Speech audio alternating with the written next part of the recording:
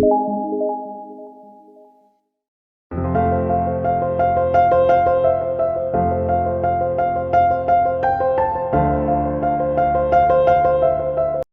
वालेकुम तमाम देखने वालों को अपने फेसबुक पेज और अपने यूट्यूब चैनल पे एक बार फिर से वेलकम करता हूं। आज हम डिस्कस करेंगे जी कि आप अगर यूरोप जाते हैं तो यूरोप जाकर आप विज़िट वीज़ा को वर्क परमिट में कैसे कन्वर्ट कर सकते हैं।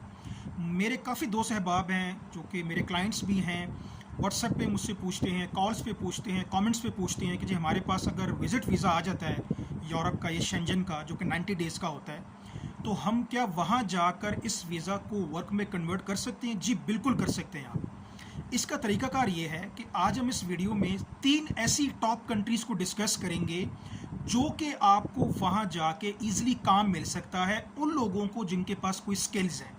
नंबर 1 पे आ जाता है पुर्तगाल। पुर्तगाल की सबसे बड़ा जो बेनिफिट है वो ये है कि एक तो वो आपको 5 साल के बाद पासपोर्ट नेशनलिटी दे देता है। शराइत उसकी ये होती हैं कि आपने लगातार 5 साल टैक्सेस पे करने हैं, आपके पास वर्क कॉन्ट्रैक्ट होना चाहिए, वर्क परमिट होना चाहिए कि आप किसी के पास काम करते हैं, और अगर आपके पास वर्क कॉन्ट्रैक्ट नहीं है तो वहाँ पे वर्क कॉन्ट्रैक्ट दिखते भी हैं जो कि 20,000 25,000 यूरो का वर्क कॉन्ट्रैक्ट मिल जाता है। उसमें ये फ़ायदा होता है कि आपने काम नहीं करना होता, सिर्फ आपके पास वर्क कॉन्ट्रैक्ट होता है, आपने उस एम्प्लॉयर को सिर्फ पेमेंट करनी होती है, साल की टैक्सेस पे करनी होते हैं और कुछ उसको भी देना होता है। तो अगर लगातार आप 5 साल टैक्सेस पे करते रहें और आपके पास वर्क कॉन्ट्रैक्ट हो तो पुर्तगाल आपको 5 साल के बाद नेशनलिटी दे देता है। ये सबसे बड़ा बेनिफिट है।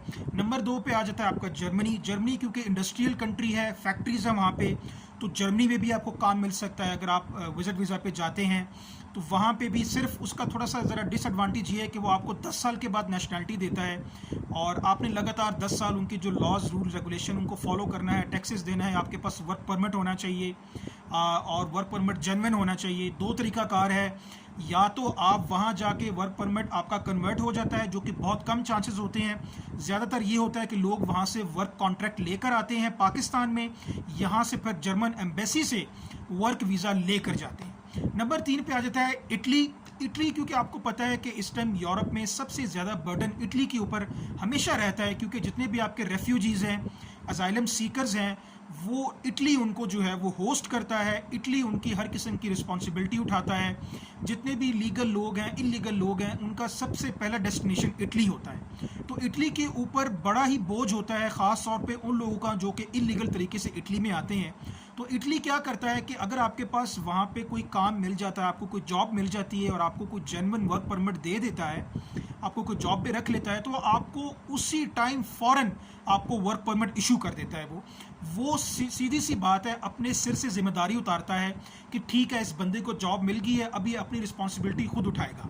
अगर आप इटली में आपको जॉब नहीं मिलती तो अनफॉर्चुनेटली इटली क्या करता है, फिर वही आपको एक रेफ्यूजी कैंप पे रखेगा, आपका खाना पीना रिहाइश ईच एंड एवरीथिंग आपको गवर्नमेंट आपकी ज़िम्मेदारी उठाती है। तो इटली जो है वो कोशिश करता है कि आपको जॉब मिल जाए, जैसी जॉब मिल जाए इटली आपको वर्क परमिट इशू कर देता है, टेम्प्रेरी वर्क परमिट। और अगर आप 10 साल लगातार जेन्युइन जॉब करते रहें तो आप नेशनलिटी की तरफ जा सकते हैं। तो ये बेसिकली टॉप 3 कंट्रीज़ हैं। अगर अल्लाह ताला की ज़ात आपको मौका देती है, आपको विज़िट वीज़ा मिल जाता है शेंजन का, तो ये टॉप 3 कंट्रीज़ हैं जिसमें जाकर आप एक तो अपना वीज़ा कन्वर्ट कर सकते हैं, उसके बाद आप जाकर जॉब तलाश कर सकते हैं। और ये 3 कंट्रीज़ मेनली उन लोगों के लिए बहुत फ़ायदेमंद है जिनके पास कोई स्किल्स हैं। स्किल्स से मुराद ही इनके पास कोई हुनर है।